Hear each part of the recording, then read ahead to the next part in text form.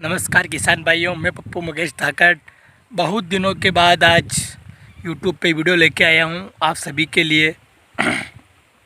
तो दोस्तों, मैं आशा करता हूँ कि आप सभी लोग सकुशल होंगे और इस कोरोना वायरस से आप लड़ रहे हैं।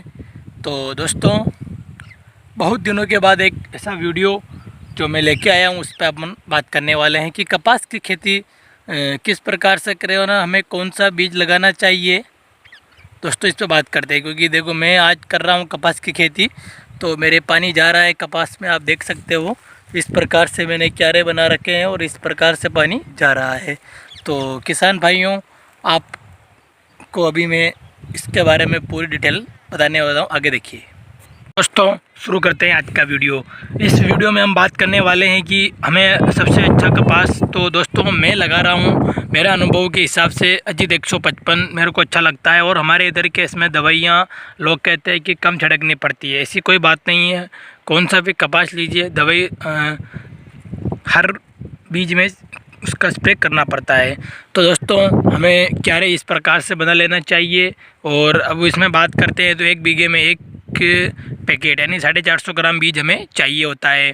तो दूसरी बात है कि किसान भाइयों, जब ये 15 दिन का हो जाता है तब हमें इसमें यानी इसमें खसारियाँ खाने की जो दिक्कत आती है, तो आप उस पर एक पाउडर का छिड़काव करिए। और दूसरी बात, अब हम आगे बढ़ते हैं अगले स्टेज पे। कपास पे 1 महीने का हो जाए तब उस पर कौन सा स्प्रे करना चाहिए और कपास को सबसे ज़्यादा कौन सी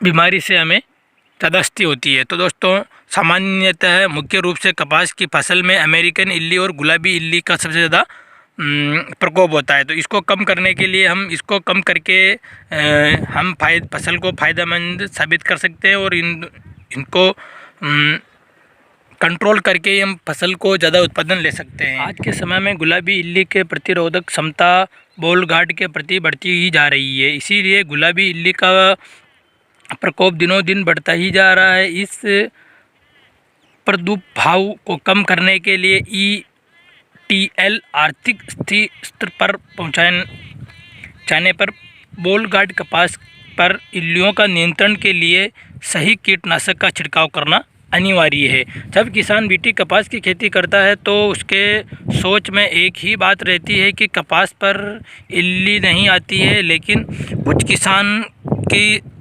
असमझदारी व के कारणों की वजह से इल्ली का प्रकोप दिनों दिन बढ़ता ही जा रहा है। इसीलिए इसके प्रभाव को दूर करने के लिए बॉल गार्ड सेकंड तकनीकी आपको जानकारी। कपास का डेंडू नॉन बीटी की तरह होता है। इल्ली जब कपास के डेंडू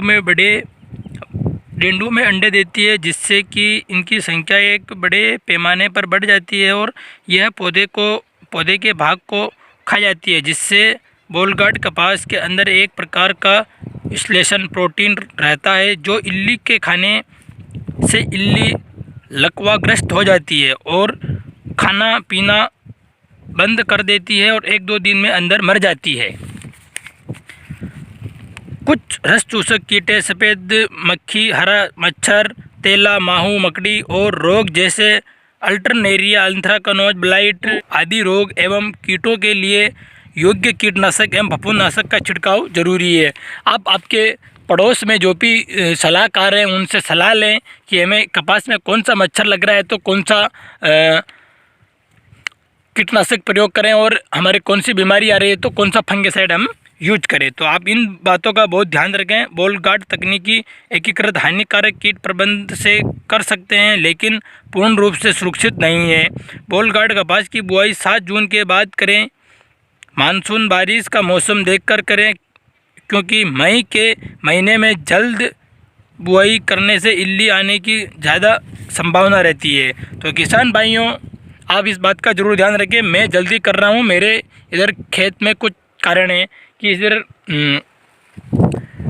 पानी ज़्यादा भराता है, इसलिए मैं इसमें जल्दी बुआई कर रहा हूँ। किसानों को फसल चक्र अपनाना चाहिए, जिससे कि इल्ली का जीवन चक्र प्रभावित हो, जिससे इल्ली की बढ़वार को रोका जा सके और यानी कि नियंत्रण किया जा सके। किसी भी स्थिति या परिस्थिति में कपास की पुनः बाहर नहीं लेना चाहिए। एक बार फसल की अवधि पूर्ण होने पर दोबारा नहीं लेना चाहिए। किसी भी परिस्थिति में कपास की फसल को दिसंबर माह के आखिरी सप्ताह तक कर देना चाहिए।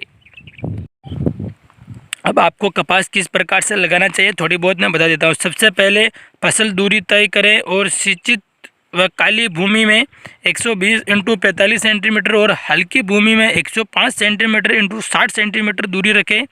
किसानों की यह धारणा बन गई है कि फसल अंतर दूरी कम रखने से उत्पादन ज़्यादा मिलेगा, बल्कि कम अंतर से कीट व इल्ली बढ़ती है और फसल की वनस्पतिक वृद्धि होती है और प्रजनन क्षमता वृद्धि कम होने से फूल एवं पुंडी एवं डेंडू कम लगते हैं। शाखाएं भी छोटी रह जाती हैं, जिससे कि उत्पादन सत्र घटता है। इसीलिए कंपनी का सुझाव है कि दूरी सही अंतर से ही रखें। बोलगार्ड कपास की बोनी के लिए सबसे अच्छी अवधि, जिससे फूल डूंडी आदि को हवा एवं सूर्य की रोशनी से भी मिलती रहे, तो पौधे सुरक्षित रहेंगे, पैदावार अच्छी होगी और आपके कपास की जो पैदावार है और जो आप चाहते हैं वो मिल जाएगा।